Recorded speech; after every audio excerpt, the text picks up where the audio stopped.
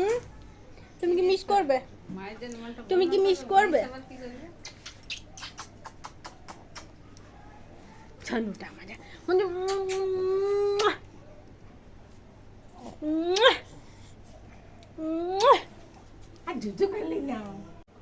তুমি গাছে চেপেছো নাকি? হ্যাঁ গো, কই গো, কই গো, কই গো।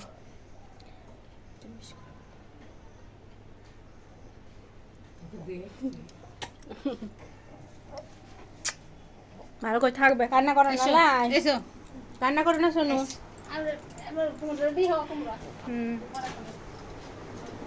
So hello friends, good morning. তো তোমরা দেখতেই পারছো যে আমি রেডি হচ্ছি।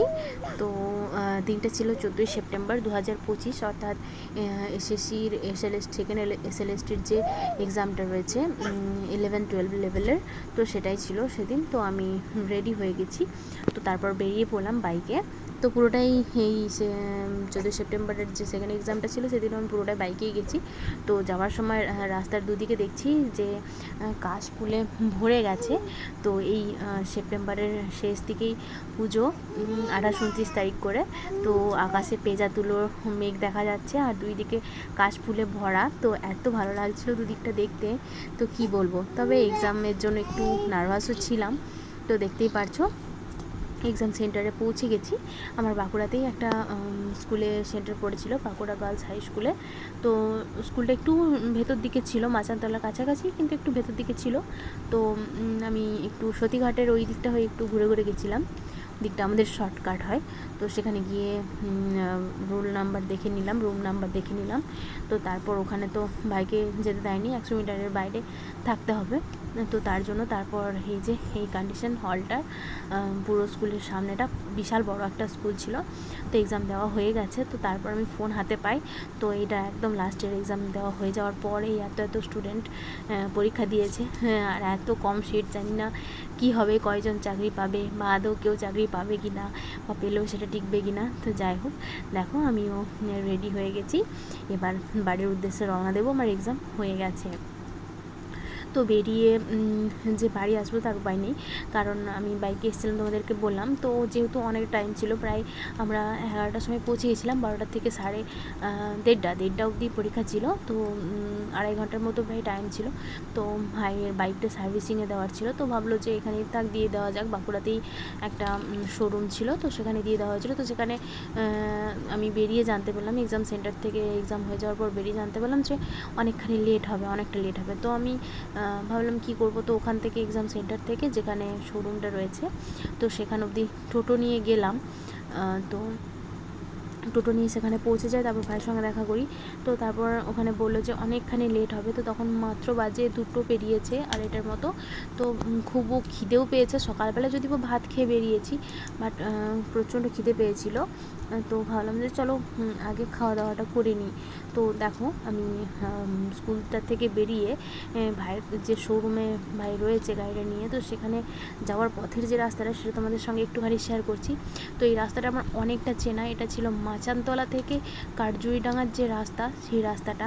তো এটা আমার অনেক চেনা, কারণ এখানেই আমার যে মাস্টার্স করেছিলাম আমি, সারদামণি কলেজ, সেই কলেজের সামনেটা। তো দেখো কলেজের সামনেই একটা বিশাল বড় শপিং মলের মতো খুলে দিয়েছে। তো এত মানে নস্টালজিয়া মনে পড়ছে, কি বলবো। এই কলেজটাতে আমি এতদিন পড়েছি, 2 বছর এই হস্টেলটাতে থেকেছি।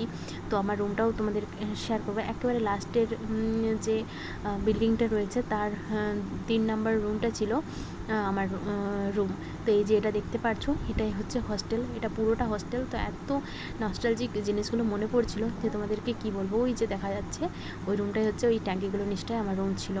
তো দেখো রাস্তাটা দেখে আমার খুবই চেনা লাগছিল, কারণ পুরো 2 বছর আমি এখানে কাটিয়েছি, সকাল সন্ধ্যা বিকেল সমস্ত কিছু এখানেই ছিল। কলেজ করার পর খাওয়া দাওয়া সমস্ত কিছু। তো অনেক কথা মনে পড়ছিল সত্যি, বন্ধু বান্ধবদের সঙ্গে ঘোরাফেরা, অনেক কিছু মনে পড়ছিল। তবে যাই হোক, প্যান্ডেল বানাচ্ছে দেখো, তো পুজোর জন্য, যেহেতু পুজো আসছে, তো সেই জায়গাগুলো দেখছিলাম। আর এই যে ওভারব্রিজটা, এটা নতুন বানিয়েছে, আমরা যখন পড়তাম তখন ছিল না। তো ভাবলাম এটাও একটুখানি ক্যামেরাতে নিয়ে নিই, এত সুন্দর লাগছে এই ওপরটার থেকে নিচের বাড়িগুলো, কি বলবো। তারপর এই যে দেখো শোরুমে চলে এসেছি। তো এখানে গিয়ে তারপর ভাইয়ের সঙ্গে দেখা করলাম। তো টোটোতে যে দেবো তার খুচরো পয়সা ছিল না, তারপর অনলাইন করা হলো। তো যাই হোক, অনলাইন করে দিয়ে তারপর শোরুমটা দেখে নিয়ে তারপর ভাবলাম যে এখন কি করা যাবে, আর এখন এতটা যে টাইম রয়েছে এটা কীভাবে ইউটিলাইজ করা যাবে। তো সকালবেলা খেয়ে বেরিয়েছি, তোমাদের বললামই। তো ভাই বলছে চল খেয়ে আসি। তো সামনেই একটা ভাতের হোটেল ছিল, মানে একটা রেস্তোরাঁর মতো ছিল, বাট সকালবেলা ভাত খেয়ে বেরিয়েছি, তো ভাত খেতে আর ইচ্ছা করছিল না। তো সামনে দেখলাম একটা রেস্টুরেন্ট রয়েছে, সামনে না একটুখানি দূরে।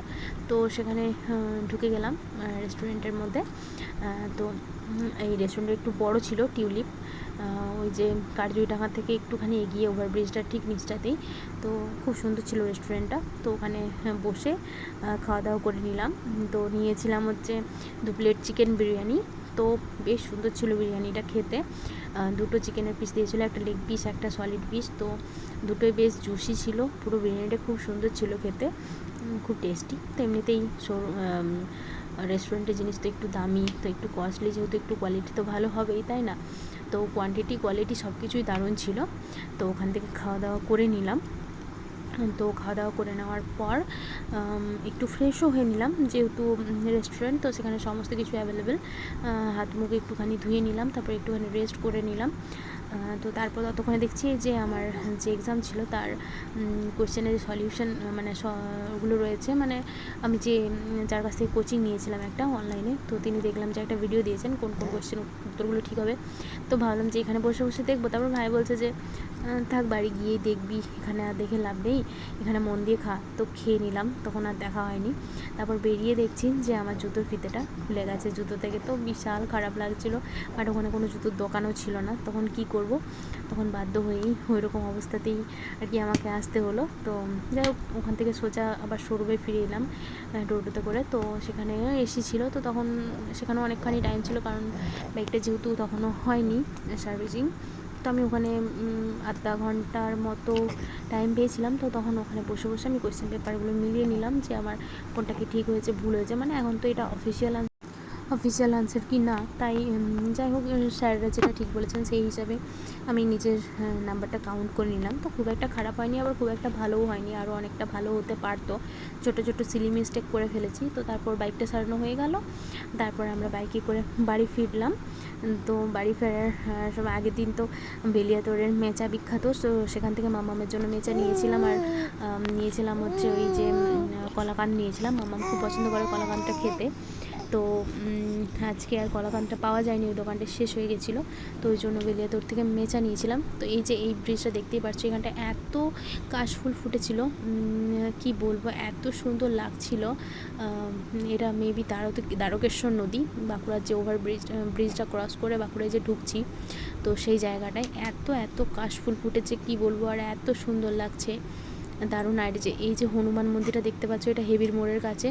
তো এত সুন্দর জায়গাটা, এটা প্রায় মানে আমি 5টা বছর যে যাতায়াত করেছি, গ্র্যাজুয়েশন মাস্টার্স করেছি, এই জায়গাটা পেরিয়ে এসেছি পাশে, আর এত মানে পুরোনো দিনের কথা মনে পড়ছিল, কি বলবো। তারপর সোজা চলে এলাম বড়জোড়া বেলেতোড়ে মেচা নিয়ে। তো বড়জোড়ায় দেখছি আবার অ্যাপেলো সেন্টারে অনেক ছাড় দিচ্ছে, 50% অফ।